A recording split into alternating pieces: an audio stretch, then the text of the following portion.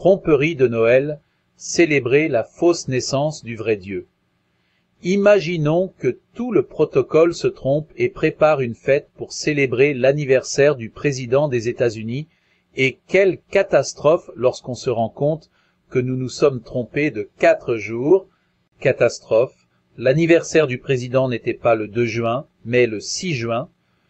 Cela crée un scandale, le président des États-Unis est outré, et il renvoie tout le protocole, tous les ministres chargés des événements, et tous ceux qui ont participé à cette mauvaise organisation. Imaginez la famille royale qui organise toutes les festivités pour célébrer l'anniversaire du prince Charles.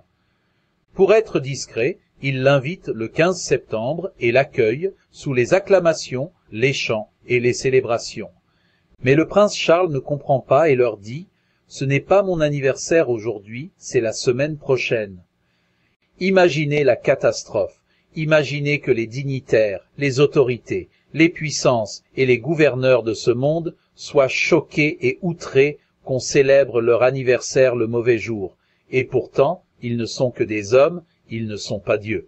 Maintenant, imaginez célébrer l'anniversaire d'un Dieu, le Dieu de vérité, de perfection, en choisissant un faux jour. Pas seulement une semaine ou 2 en décalage, mais presque 9 mois après la véritable date. C'est ce qui se passe lorsque nous fêtons Noël le 25 décembre, une date greffée sur celle de la naissance d'une divinité païenne babylonienne. N'est-ce pas un mépris, une moquerie, une haine envers Dieu? Ne comprenons-nous pas que derrière ces événements se cache l'esprit du diable, l'esprit de Satan, le père du mensonge? Si un président est en colère lorsque l'on célèbre son anniversaire trop tôt ou trop tard, imaginez combien cela serait pire lorsqu'on choisit des dates totalement fausses pour célébrer la naissance de Dieu, le jour d'une divinité païenne bien connue, même par les non-croyants. En célébrant ces fêtes païennes déguisées en fêtes chrétiennes, nous terminons l'année en catastrophe. Nous nous cachons derrière des mensonges, en prétendant célébrer la naissance de Dieu, la naissance de Jésus-Christ. En réalité, ce que nous aimons, ce sont les mondanités, les paillettes, les strass, les festivités et les choses de ce monde, et le mensonge et l'idolâtrie. Vous pouvez vous moquer de Dieu, mais c'est à vos risques et périls. Bienheureux ceux qui sont honnêtes et intègres devant Dieu, car ils seront remplis toujours plus de l'Esprit de Dieu, pour avoir toujours plus de discernement, de paix, de joie et de justice. Quant aux autres, ils s'enfoncent toujours plus dans les ténèbres d'année en année. Verset biblique pertinent, Osée 4:6. Mon peuple est détruit parce qu'il lui manque la connaissance.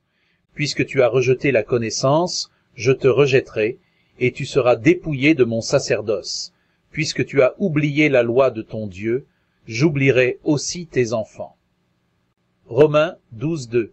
Ne vous conformez pas au siècle présent, mais soyez transformés par le renouvellement de l'intelligence, afin que vous discerniez quelle est la volonté de Dieu, ce qui est bon, agréable et parfait.